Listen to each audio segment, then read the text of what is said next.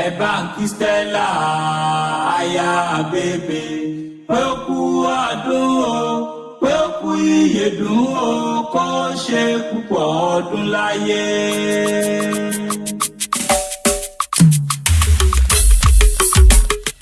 ẹ bá ń kí Stella aya ABEBE pé ó kú ọdún o, pé ó kú ìyèdún o, kó ṣe púpọ̀ ọdún láyé. ẹ bá ń kí Stella aya ABEBE pé ó kú ọdún o, pé ó kú ìyèdún o, kó ṣe púpọ̀ ọdún láyé.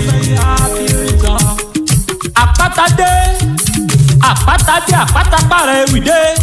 Ká mú gẹ́gẹ́ lu gẹ́gẹ́ ní tilé alára, ká mú gẹ́gẹ́ lu gẹ́gẹ́ ní tòde ìjérò. Kí n má kọrin ewì fẹ́ni tí ń ṣayẹyẹ ṣóńṣá ní tèmi. Ọlọ́jọ́ ìbí tòní ẹni ńlá ni. Aya ABEBE ló ń sọjọ́ ìbí ẹ̀. Stella, arẹwà fífi obìnrin tí rìn dẹ́ndẹ́kẹ́. Ìran ọ̀bùn ní wọjà tí ń párìdàrìdà. Gbogbo aráyé ẹ jẹ́ ká máa kí. Kájọ máa ṣàdúrà pípẹ́ láyé kánni kéṣe fún. Kó o gbó kó o tọ́ kó o fi dùnú lórí ayé pẹ́pẹ́pẹ́ kórí ojú òṣè púpọ̀ lókè pẹ̀. Ọlọ́jọ́ ìbí ìwọ ló lónìí ọ̀fọ̀ ní o. Torí òní gangan lọ́jọ́ ìbí ẹ. Oore ńlá ni ká wà láyé ká wà láàyè kọjọ́ ìbí ẹ ní túbáni láyé. Stella aya ABEBE aya rẹ lọ́dẹ̀dẹ̀ ọkọ ẹ̀. Obìnrin rẹ onígbàgbọ́ òdodo tó ń dọ́ tolúwa. Adùn bá rìn má tòṣì. Arẹwà olójú ẹdẹ ẹlẹ́yinjú ẹgẹ́. Ajífojoojúmọ́ dára bí ègbin. Ajítọwọ́ àlejò bọnu. Ajíbẹ́wàjì. Ajíbọ́lọ́run ọba sọ̀rọ̀. Obìnrin fẹ̀rẹ̀gẹ̀dẹ̀ bí ẹ̀rọpléènì àwọn òyìnbó. Stella, ilé tolúwo ọba ti kọ́ ní ọjọ́ òṣèwò. Tani bàbá ńlá katapila tó wẹ́ fẹnu sọ́gi tolúwo ọba ń bomirin.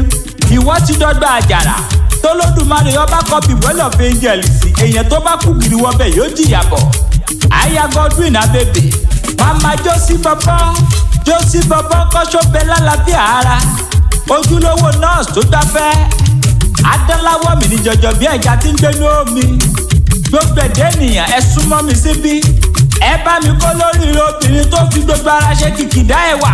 Ó ní mò ń lórí pípé. Gbogbo ọmọ aráyé ẹ gbọ́. Ohun tó ọmọ aráyé bá ṣe fọ́mọ aráyé lọ́mọ aráyé oróyìn fọ́mọ aráyé ní tilé toko. Tẹ́ ẹ bá ti réyàn tó ní lárí tí sọmọ aráyé lóore. Dandan ni ká náwó sókè. Ká pọ̀ kìkẹ́ ẹ̀ báráyé jọ. Stella, ọmọ onílé àtẹ̀jẹ́jẹ́jẹ́. Ọmọ onílù òfè ó tú. Ọmọ ISHAN, honourable wife of Mr. Godwin ABEBE, a great man with a good caring heart. Ọkùnrin dandan bí ọjọ́ kan rí. Josie fada, Popsi Josie bọ̀bọ̀. Máa wọlé máa rọra. Olówó orí ọlọ́jọ́ ìbí tòní. Stella ABEBE, Mr. Godwin ABEBE, ṣẹṣẹ lọ ṣe gbà ń dùn. Stella, ọlọ́jọ́ ìbí, ọmọ mi sì sokosùn. Àrídùnnú màmá ẹ̀. Tó rántí ọjọ́ tí gbogbo ènìyàn kí mọ̀ tí ẹ nítorí ẹ kú oríire. Abá ọdúpẹ́, thanks to your mom who raised you well. Orí ẹni ní fúnni lábíyamọ ire. Ó dàgbà ó lọ́jọ́ lórí olólè ọkọ̀ ojúṣàbíyamọ. Abá ọdúpẹ́ lọ́wọ́ ẹlẹ́dàá rẹ tó dá ọ tí ò padà lẹ́yìn rẹ. Tọ́pẹ́ abẹ́ dúpẹ́. Covenant keeping God. There is no one like you. Sọ́ba bí rẹ̀. Alpha and Omega. Olódùmarè o. There is no one like you. Covenant keeping God. Send the people presentation. It's so awesome. It means how relevant and important they are on their special day. Happy birthday to you, Stella ABEBE. Very beautiful and gorgeous woman. Every 1st of October speaks about you. On this note, we celebrate your special day because you are an epitome of God's blessing and a lady of favor. Ọlọ́jọ́ ìbí tẹ́tí sí mi máa gbọ́. Àwọn ẹni bí ẹni, àwọn ènìyàn bí èèyàn, àwọn náà rán mi wá o. Wọ́n ní kí n má sùn.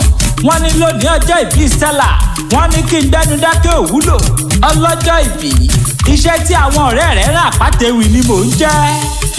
Patricia, ikú owó mama Tosin, obìnrin jẹ́jẹ́ ènìyàn jẹ́jẹ́, aya owó ẹ̀yẹ, ọmọ owó kúnlé owó kókó, ọmọ owó tó kọ́ dẹ̀dẹ̀.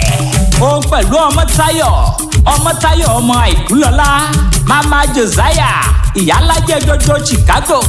Ọmọ wọn lábẹ́ Olúmọ, ọmọ wọn lẹ́gbàá Aláké, àwọn méjèèjì ni wọ́n pẹnu pọ̀ tí wọ́n ní kí n máa kí ẹ. àwọn adùnmúyangàn láwùjọ ọ̀rẹ́ tí wọ́n lòtítọ́ inú. àwọn méjèèjì ni wọ́n ní okú ọdún ọjọ́ ìbí tòní. wọ́n ní kí n sọ wípé happy birthday to our friend Stella aya ABEBE. We wish you long life and prosperity. bó o ti sọdún èyí wàá ṣọ̀pọ̀lọpọ̀ ọdún láyé. ó yá nípínlẹ̀ Edo ìwọ lọmọ ISHAN. ohun tó dá mi lójú ni mo lè fèdè ìlú yìí kọrin. ǹlẹ́ o ọmọ Òkòsùn ọmọ Edo ọmọ ISHAN ọmọ nìsàbíẹ̀ ọmọ Namasi ọmọ ẹ̀yì ọmọ Yẹmẹ ọmọ Nígo ọmọ Zẹlì Òzẹ́gàlì Òsẹ́dẹ̀bàmẹ́ ọ̀nọ́sẹ̀ Òsẹ̀jẹ́ aya ABEBE jẹ́ kí n máa sọ lọ ọmọ Gbádégorí ẹ̀sìn ọmọ oríire ń dádé ọmọ olówó ìṣẹ̀ǹbáyé olówó Chicago tí ó jẹ́ ń béèrè owó Nàìjà. Mrs. Stella, you celebrate this birthday in good health. May you have reason to celebrate more on earth. Today, I declare positive change of condition, acceleration that can never be stopped, more blessings in all ramifications of life. May you never have reasons to weep over your children, over your husband. May you reap the fruits you have labored. No evil weapon fashioned against you shall prosper. I declare everlasting happiness and serenity. Wàá dàgbà lágbà wàá pẹ́ láyé.